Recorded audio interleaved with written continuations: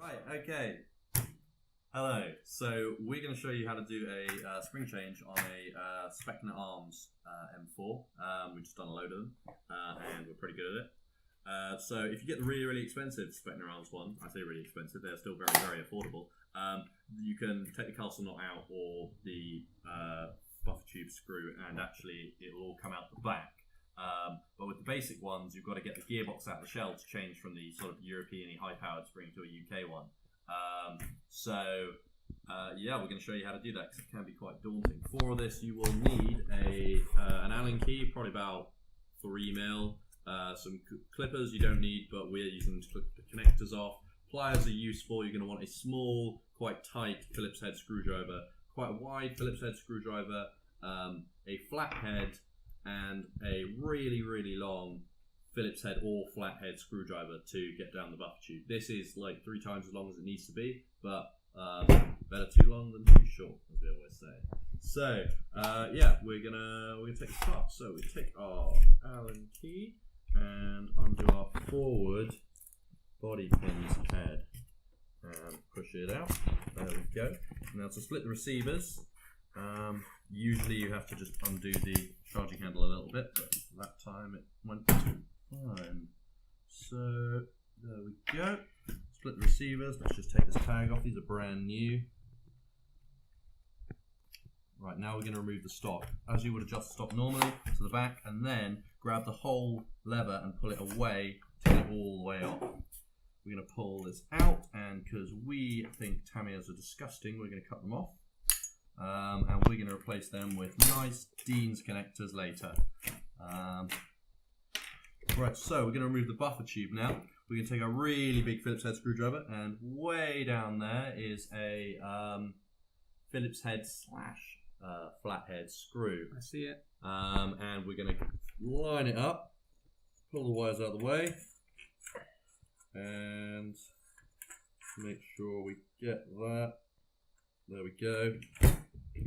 And gently turn. They don't come too torqued in from the factory, so it's not long. I like to pull the buffer tube away so I can see it coming loose and know that I'm still on the screw, and it should. There we go, come off. Right, if you've still got your Tamiya connector on, you can't just pull it out, you have to do this. So you have to wait until the whole plate falls down, and it can take some time. Grab the wire, come on. Because your connector, if I push this down, there we go. Your connector won't get through that gap, but because we clipped it off, we don't have to. So we'll take our sling plate off, put that to one side. And now we're going to remove the pistol grip, this part here. So we take our reasonably large Phillips head and undo these 2 screws.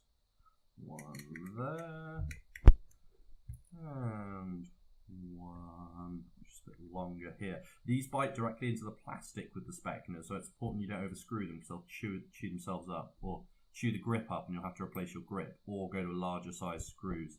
So that's to one side. Now we have our connectors to the motor. Now you want to be careful here. You don't just want to tug on the wire because they're L-shaped, so you want to pull directly up on the connector. So if I'm doing this with my left hand and up, there we go.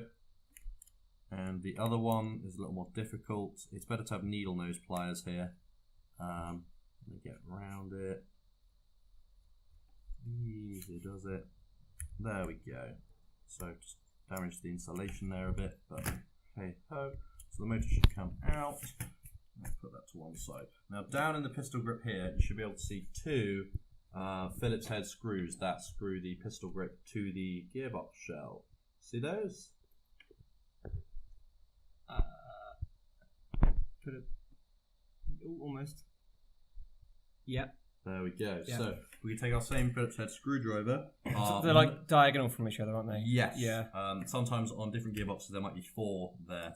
So we can take our same medium-sized Phillips head screwdriver, get in there, and this can be quite difficult making sure you actually, there we go, we've got 1. It's important you don't thread these because they're in a nightmare of a position, and if you do, you'd have to come in with a drill or just cut your grip off to get them undone. So fairly sure that one's undone. And I'm trying to keep the screws in their positions, even though they're unscrewed, just to make reassembly easier. So now I'm pulling away, because this is the second screw, so I can see the gap getting larger there as it unscrews, and there we go. So keeping the screws still in their holes, we let the wires thread through and just poke them a little bit just so they don't snag on their way out. And there we go. So we'll place that to one side. We're going to put our grip upright so that the screws stay put. Right, now we've got to free the gearbox out. So we can take our same Allen key again and turn this one. It's important to put your finger on the other side of the pin so the whole thing doesn't rotate. All the way out and punch. Right. Now we have the trigger pin here. So you just got to push down. They put them in the same way as the main body pins come out. So just as we punch that out, we'll punch this trigger pin out the same way. And there we go. And this should come up under its serial number sticker, which is a bit annoying, but hey ho. And pull it out with a set of pliers. Fab. Right, now we're going to do the bolt release. Now the bolt release on all the other models pushes out this way, but on the last one of these I did, it came out that way. So there doesn't seem to be a standard. I'm going to take a guess and say it's going to come back just on this particular model. You'll be able to see which way it's meant to go once you... There we go. So yeah, the threads, the teeth of the pin are this side, which means it does come out this way. So you just need to take a screwdriver and apply quite a bit of pressure just to get the head out. We're going to take our finer Phillips head, just so I can get a bit further in and push the pin out a little more. Easy. So we'll try and get it out with the pliers.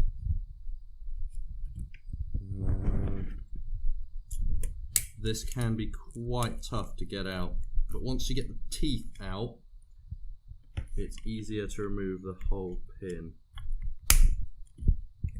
I think I'm going to have to tap it out lining that up, and then there we go. So we've got much more of the head to grab with the pliers, and just ease it out, motherfucker.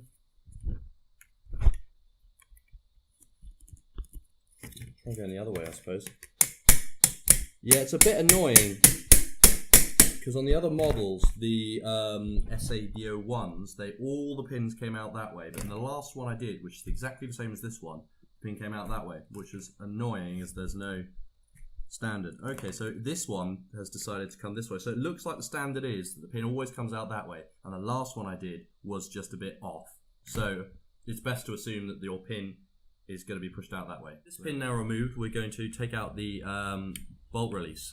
For this, you have to push down on this silver tab here, which is the part that actually engages the imitation bolt. Push down on that, and then wiggle and withdraw the bolt release. There we go. Fab.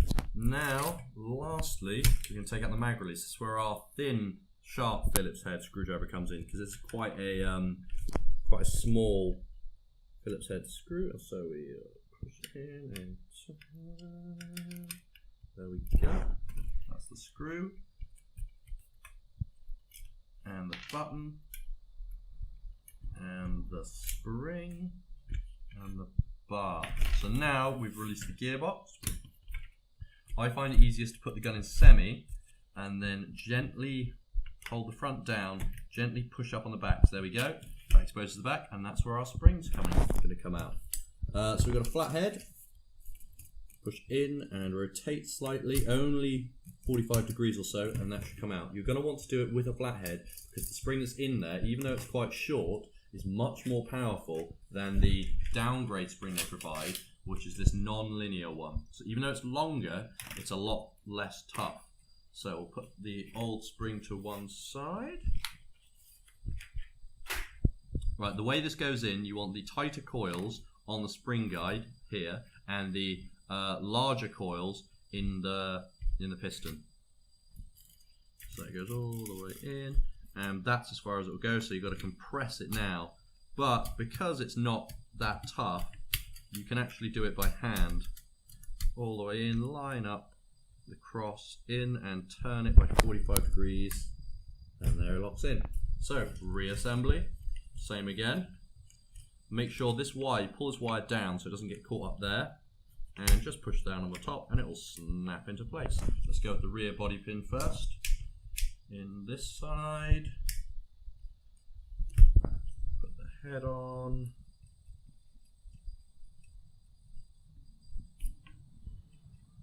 Put a finger on the back so it doesn't rotate. Fab, let's go for this trigger pin. No particular order to this. Going to peel up our serial number sticker at the back to expose the hole. In that goes. Flush. Go for our mag release now. So the bar goes in, then the spring, then the button, and we'll push down the button with our thumb, holding it in place. Then our screw with our tight Phillips head screwdriver. There we go. That's that. Now finally on the body we have our bolt release. So slot it in, push down on our silver tab, and now I don't know if you can see in there, the bar here needs to be hooked into the silver tab, and you can only do that when the tab is pushed down. There we go. Did you see that? I think so, yeah. Okie dokie. So we're going to put our pin in the way all of the other ones do. All the other ones bar that last one, which is that direction. And that comes in, and there we go. It's got enough grip on it to stay put, and that's our bolt release functioning. So let's get our pistol grip back on, which is still vertical, so the screws are still in their positions. Positive wire at the front goes in first because it's longer. Then the negative wire goes through its hole. Line it up, and it sits on there. So, same again, find our screws with our Phillips head screwdriver and screw them in. So when it starts getting tight, you're going to want to apply some pressure downwards, so you're absolutely biting the screws, so you're not going to thread them. And you don't want to go crazy on that, just so the grip stays on and doesn't wobble. But you do not want to thread these screws. They're a nightmare when they do thread. So this is our second one. There we go. Fab. Now, this black wire comes out of the back, and you want it to be at the left side of this sort of ridge. The red wire comes out the front, and you want it to loop around, comes up here, you want it to loop around the bottom and then come up. So with your finger, you want to push it down and then round the side so that it will come up like this on the other side to the black one. And then we take our motor, and we want our positive connector facing forward. So the wires are at the back. There we go. Now we'll take our negative wire and connect it there. And our positive wire, connect it there. Fab. So we take our motor base plate, pistol grip base, with its screws. And we'll just slot it over the top of the motor, and now push it and the motor down and hold it in place because it's spring loaded because of the spring on the motor, and start screwing these in. Like I said before, this screws directly onto the plastic, so you don't want to over tighten these. It's just to hold the base plate flush. Your height's done by that flathead screw, and so that's the one you want to be adjusting. You just want these to be flush and holding the plate in the right place. Don't get crazy on the screws. And there we go. Fab. So, buffer tube. We take our sling plate first, and we want the left side, my left, to be the double sling attachment, and then the right side to be the single, because that cutout allows for the forward release button. Sorry, not the forward release, forward assist button to be pressed and not obstructed by the sling mount. So that goes on, the wire tucks in through its groove, and we now put our buffer tube on, and we take our plate and screw with its little washer on it, slot them together, pull our wires out the way down, and have our cutout in the plate down as well, so it slots over the wire, and just drop it straight in. So that should have reached the bottom, and it might take a little bit of wiggling to get it in place, but we're going to, just as we took it off, take our flathead screwdriver all the way down, make sure it meets the flathead cutout on the screw, and just rotate. It can come off, and in trying to seat the screwdriver, you can push the screw into its correct position, as I think it is now. So what I'm going to do is I'm going to rotate twice, and then I'm going to pull the buffer tube up, and that's stopped. So I'm now on the thread, and as I rotate, I can see the buffer tube being screwed in. So I know where we're at. So once we get to this point where it's flush, and I start getting some resistance, take a firm grip of the screwdriver and push down, and to absolutely make sure that I'm biting the thread of the flathead, so that when I'm applying lots of pressure, I'm not going to thread the screw. So there we go, because if you don't apply enough downward pressure, you can skid over the surface of the screw's head and rip it up, and that's another one that you don't want to rip up. So now we take our stock, we're going to tuck our wires back in. You would still have your Tamiya connector, but we're going to put nice Deans on there. Slide it over the back, grab the whole lever and pull it up, and now it's on. Take our upper receiver, slide it over the top, all the way to the back, and then when it reaches the back, you're going to want to just draw back the charging handle a little bit, which allows the receivers to meet properly. Now with those together, we take our forward body pin, slide it in. Might require a little bit of a wiggle. There we go, a little bit of a wiggle. Flip it over.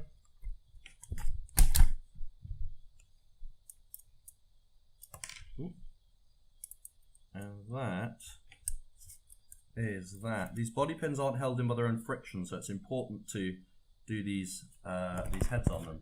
There we go. That is one rifle done, and the bolt release still works, and everything. So it should fire around 300 FPS now, or? We'll chrono them, but I think they're quoted about 300, 330, so they're CQB legal in the UK. But there you go. So you don't have to do all that if you get the more expensive SAEC system, I think it's called, from Specna Arms. But if you get the cheaper, more affordable models, that's the process. It's not too difficult to do. It's a little bit time consuming, but you do it once and it's done.